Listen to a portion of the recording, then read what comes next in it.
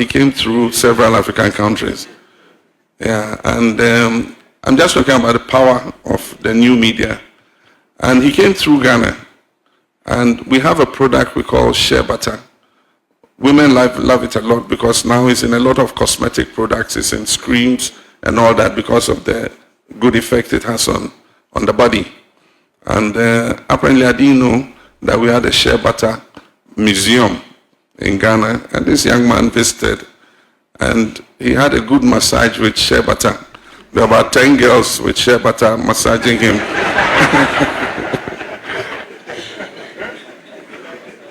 And you know, after the visit, he left. And I'm told that after he left, there were millions of searches on the internet for what Shea Butter is and what Shea Butter can be used for. And he did more advertising for us than we could do ourselves. After he left, it's reported that there were 20 million searches for Ghana. I mean, where is Ghana? What is Ghana about? And all that. And so we can use it to advantage, but at the same time, it has its downsides. And that's where fintech and cyber security are. That allows the private sector, that becomes the anchor and underpinning of the relationship between the two of us, have the opportunity to hold discussions, network, have roundtables, listen to panel discussions. And I think that that really anchors the relationship that our two countries share. I was Minister of Communications in my early life when I started my political career. And a lot of the time I marvel at how far we have come in the communications and digital space. At the time I was Deputy Minister and Minister, the telecom space was just opening up. And there was no convergence. If it was video, it was video. If it was voice, it was voice. If it was messaging, text, it was text. And it was predicted at the time that there would be a convergence of all these three. And one day we would have a seamless platform in which to communicate. And it was demonstrated when I came out of the aircraft in my traditional attire. It immediately sparked the discussion between the youth of Ghana and the youth of Zambia. That wouldn't have happened years back. Indeed, even information on the state visit would have happened only when our national TV station that has filmed myself and President Hichilema, when we get back home, then they'll put it on to show what's been going on. But Ghanaians have followed every single aspect of this state visit from when I left the aircraft. And they keep commenting and discussing, you know, the meetings that we're having, the issues that we're raising. And so our world has moved forward. And I believe that this visit should allow us to leverage our comparative advantages. Like President Hichilema said, we had a tete-a-tete. It was so interesting. They gave us 45 minutes. We went beyond 1 hour. And we realized the similarities in the trajectories that our two countries are following. But we also realize that we have different comparative advantages. And when it comes to fintech, like the President said, Ghana has moved quite fast. And indeed, we're finding it difficult to follow our fintech companies because they are introducing new things and crossing our borders without our permission. And so we have a comparative advantage there. And we're discussing the energy sector, and I realized that Zambia is far ahead of us in terms of reforms in the energy sector. Like he said, I invested in a solar power plant on my farm, and I produce more power than my farm needs.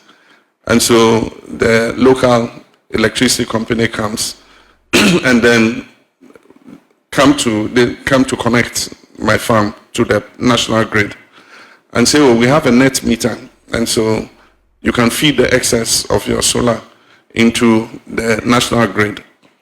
But we don't have the regulation to pay you for any excess power that you produce.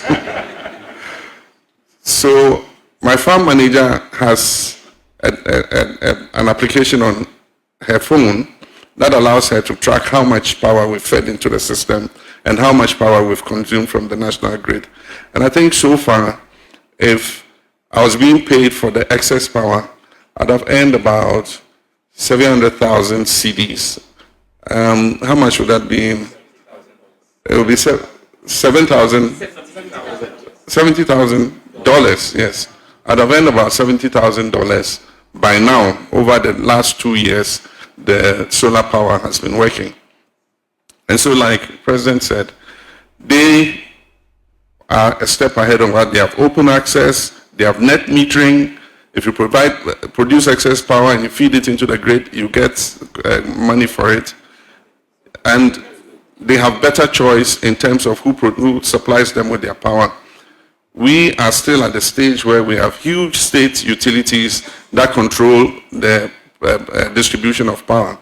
And at the time that we took office, there was about 40% technical and commercial losses, not even being able to collect the money for the power supplied.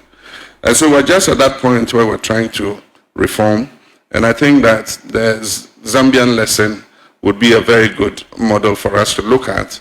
And so one of the things I think is to bring our energy ministry here to come and understudy what you've done so that we can learn lessons from each other. Another aspect is in agriculture. You have a comparative advantage and you're quite far ahead of us when it comes to agriculture, especially with seed production.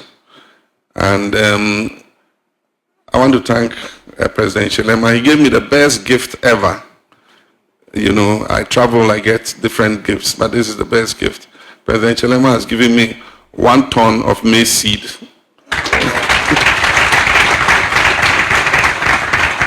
And so this year, I'm not going to buy maize seed for my farm. I have enough for myself, and then I'll also distribute some to the farmers around me, and I'll tell them it's a gift from the President of Zambia. And so I thank you very much. And I think that we can learn from each other. He also made the interesting comment about import list. Ghana has a very long import list, and it will be useful to see what products on that import list we can import from Zambia and other African countries. And it will be interesting to see what Zambia's import list is, to see what products Ghana also has a comparative advantage to export into the Zambian market.